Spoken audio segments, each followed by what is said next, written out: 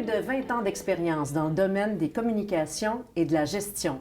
Personnage public, elle est reconnue notamment pour son leadership mobilisateur, son sens politique aiguisé et son efficacité dans la gestion de crise. Femme de cœur, l'implication sociale marque son parcours professionnel, notamment chez Centraide, et ce pendant 15 ans. Du domaine de la santé à celui de l'éducation, cette amoureuse des études universitaires occupe le poste de directrice des services de communication et des relations publiques de l'Université du Québec à Chicoutimi. Elle nous reçoit chez elle, dans les murs de l'UQAC. Bonjour Marie-Caroline Laflamme. Bonjour Sandra, bienvenue dans le bureau du recteur. Un très beau bureau. Marie-Caroline, tu as un long parcours universitaire, bac en lettres et en arts dramatiques de l'Université York de Toronto, nombreuses maîtrises, on peut dire même 2 maîtrises et des études supérieures, alors vraiment beaucoup d'études. Quelle fut la particularité de ces programmes-là et quel parallèle tu fais avec la job que tu fais aujourd'hui? Bien, moi, j'étais une amoureuse, en fait, de tout ce qui était création, des lettres, beaucoup, des arts. Alors, j'avais commencé déjà au cégep en arts et lettres. Ensuite, je suis allée à l'université, étudier en arts dramatiques. Il y avait un volet aussi littérature là-dedans qui était passionnant. Mais quand tu sors de l'école avec un bac multidisciplinaire en arts, tu te dis... Qu'est-ce que je fais de ma vie? Alors, de fil en aiguille, les communications, en fait, sont venues de soi. Je me suis dit, je suis intéressée par ça, les relations publiques, les médias, le journalisme même. Alors, je vais aller voir ce qui se passe au niveau des communications organisationnelles. Alors, c'est là que j'ai fait, en fait, les études supérieures à la maîtrise en communication organisationnelle. Et il me manquait encore une corde à mon arc. Alors, je me suis dit... On est souvent appelé quand même à intervenir dans des situations de gestion en communication et j'avais l'impression qu'il me manquait des notions. Alors, j'ai décidé, pourquoi pas, après ma première grossesse, de commencer ce qu'on appelle un MBA et d'ajouter ça, en fait, là, cette corde-là à mon arc. Donc, tout ça, ce n'est pas anodin. Parce qu'en gestion, ce qu'on met souvent de l'avant, c'est le volet créatif. On est sans cesse à naviguer dans une zone grise où il faut trouver des solutions à des problèmes qu'on rencontre peu fréquemment. Alors, je puise énormément dans ma formation en art, dans mon rôle à la fois de gestionnaire et aussi de gestion de crise, de relations publiques. Là, tout ce parcours-là me sert au quotidien. Tu nous as parlé un petit peu de ce parcours-là. Quelles sont les valeurs qui t'ont conduit tout au long de ta carrière? Tu es jeune encore, évidemment, plusieurs années devant toi, mais quand même, tu as un bon bagage. On t'a vu dans divers postes stratégiques. Donc, c'est quoi les valeurs qui t'animent? Pour moi, l'intégrité, c'est important. Loyauté, intégrité, respect, c'est toujours ce qui a été le moteur de mes choix de carrière, je dirais. C'est important aussi d'avoir, évidemment, on dirait toujours que c'est cliché de parler de plaisir au quotidien au travail, mais on y passe tellement de temps que lorsque c'est pas une valeur de le faire dans un environnement qui est agréable, je pense qu'on passe à côté de quelque chose. Alors, la loyauté, l'intégrité, bien sûr, toujours le respect de tout le monde, mais le faire dans le bonheur, dans le plaisir, avec une équipe aussi qui a le goût, en fait, de nous suivre dans tout ça, c'est très important pour moi. On l'a dit tout à l'heure, tu étais du domaine de la santé, dans les communications, mais dans le domaine de la santé. Donc, tu étais en poste au Centre de santé et des services sociaux du Lac-Saint-Jean lorsque la réforme Barrette est survenue, donc tu l'as vécu. C'est quoi l'impact que cette réforme-là a eu sur le cours de ta carrière? Bien, j'ai appris là qu'une carrière, c'est pas linéaire. Alors, on peut se faire des idées, on peut se projeter dans des endroits donnés, mais des fois, en fait, la vie en décide autrement. Dans le cas de la réforme Barrette, ce qui est arrivé, c'est que tous les postes de gestion supérieure ont été abolis, puis moi, je suis passée dans ce couperet-là. Il faut savoir que dans ma vie, c'est un moment particulier parce qu'on adoptait notre 3e enfant. Alors, tout ça arrive en même temps. Nouvel enfant adoption, perte d'emploi. Maintenant, il faut s'entendre qu'il y avait quand même un processus qui nous permettait potentiellement de nous replacer dans le réseau, mais c'était beaucoup de stress qui arrivait en même temps. Et j'ai appris qu'il fallait lancer les choses dans l'univers parfois, se faire confiance et se dire que les opportunités se présentent. Alors, j'ai quitté pour aller chercher mon bébé aux Philippines. Je suis revenue en congé de maternité en me disant « Mais où s'en va ma vie professionnelle? » Et tout d'un coup, bien, il y a eu ce poste-là qui a ouvert à l'UQAC, sur lequel j'ai postulé, j'ai fait le processus, puis j'ai eu l'emploi. Et je me suis dit une chose, je me suis tellement stressée avec tout ça, alors que c'était un moment fabuleux de ma vie, hein, l'adoption, tu sais, une famille qui s'agrandit, c'est extraordinaire, mais mon focus était tellement sur la perte potentielle de cet emploi-là que j'ai oublié de vivre ma vie aussi. Alors, non seulement une carrière, c'est pas linéaire, mais il faut se dire qu'un travail, c'est un moyen de s'épanouir, mais c'est un moyen aussi d'arriver à nos fins personnelles et il faut le reléguer au rang du travail. Alors, ça ne peut pas prendre toute la place sur la vie parce qu'on peut passer à côté de choses qui sont drôlement plus importantes, je pense, parfois, que ce qui se passe au boulot. Alors, ça s'appelle de la résilience. De la résilience, tu mets le bon mot dessus. Voilà. Donc, tu reviens dans le milieu universitaire, dans le milieu de l'éducation universitaire. C'est un coup du destin, ça. Ça te ressemble tellement.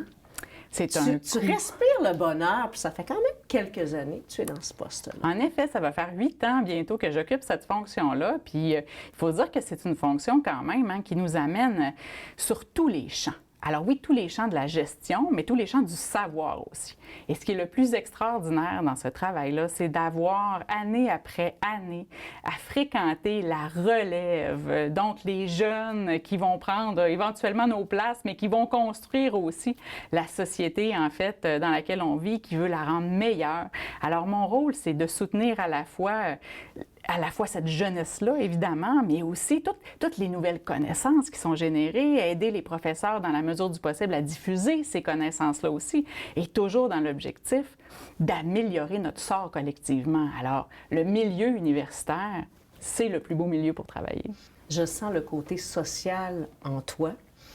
D'ailleurs, tu t'es beaucoup impliquée à Centraide, on l'a dit précédemment, 15 ans. Qu'est-ce que tu recherchais en t'engageant? Et je dirais, quel principal apprentissage es-tu allé chercher dans cette implication-là qui t'a aussi projeté beaucoup en avant? Mais j'ai été très chanceuse dans la vie. Hein. Je suis venue au monde dans une famille qui m'a aidée à faire des études universitaires, qui m'a soutenue dans mes rêves, qui m'a permis aussi d'être ce que je suis aujourd'hui. Hein. Aller partir à Toronto quand on a 19 ans, c'est stressant, puis en même temps, bien, ça bâtit la personne qu'on est. Hein. Alors, on construit toujours là-dessus ensuite. Alors, de cette chance-là, en fait, je me suis dit, bien, il y en a qui ne l'ont pas. Et j'ai le devoir de redonner aux autres. Et je pense que de travailler aussi dans l'appareil public, bien, ça augmente pour moi aussi ce sentiment-là de devoir redonner parce que j'ai l'impression que la société me donne déjà beaucoup.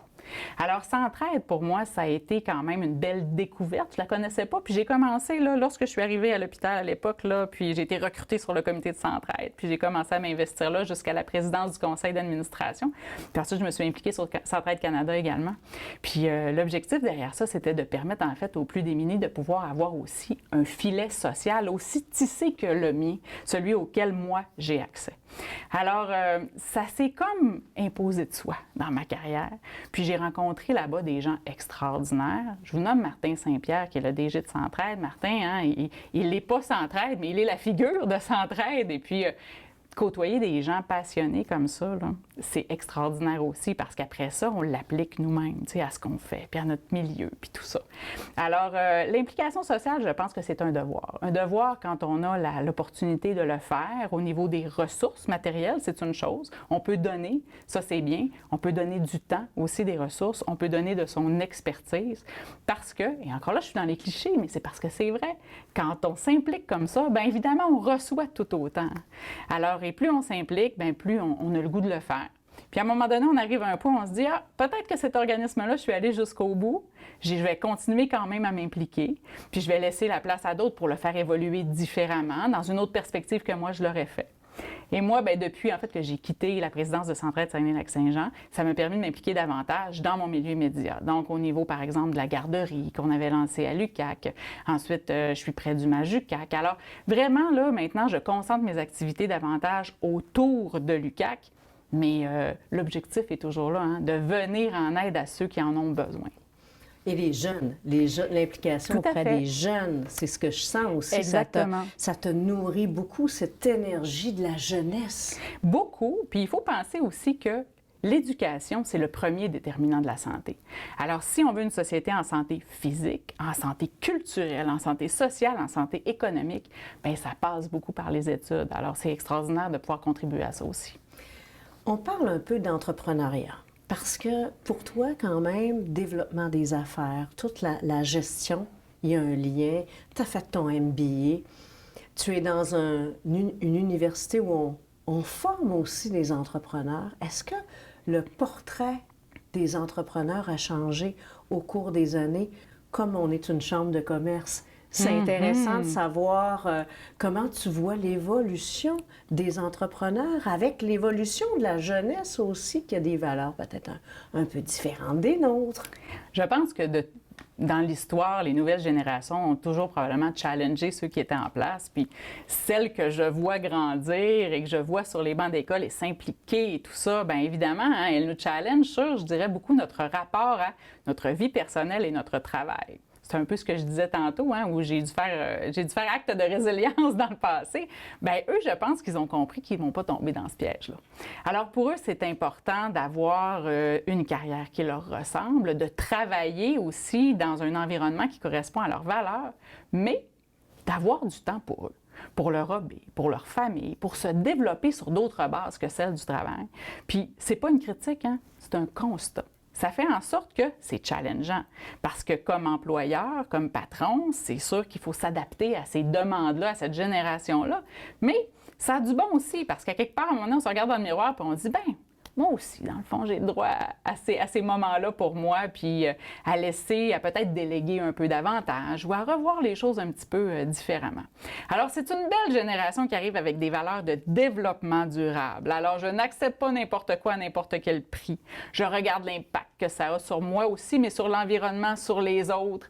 Et lorsqu'on les passe en entrevue aussi, on les voit, hein? On les voit arriver avec leurs questions en disant « C'est bien, merci de m'offrir le poste. Maintenant, moi, je veux aussi vous passer en entrevue. Est-ce que vos valeurs d'entreprise correspondent aux miennes? » Puis c'est correct, dans le fond. Peut-être qu'on aurait dû le faire avant parce que, comme je le disais d'entrée de jeu, on passe tellement de temps au travail que quand on n'adopte pas les valeurs de l'entreprise qui nous embauche, c'est sûr que le temps peut être long, hein? Dernière question, parce que ça vient me chercher ce que tu dis. Comme femme gestionnaire, est-ce que le leadership féminin est justement mieux positionné pour être en ouverture avec tous ces changements?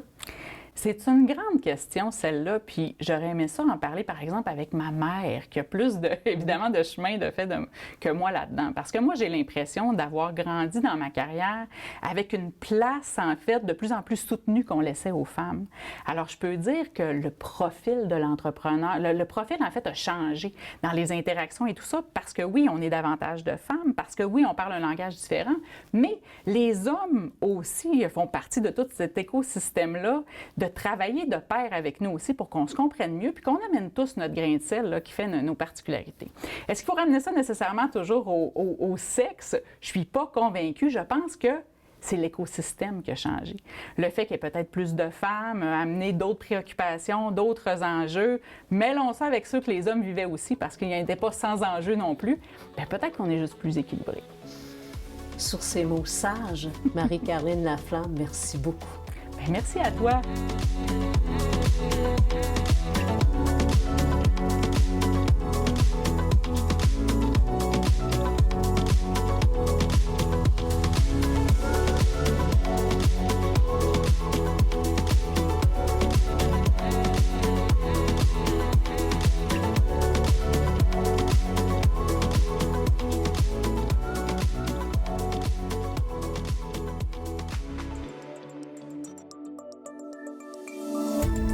Cette émission d'Accès est appuyée par Cogeco et est rendue possible grâce à la collaboration de la communauté avec Nous TV.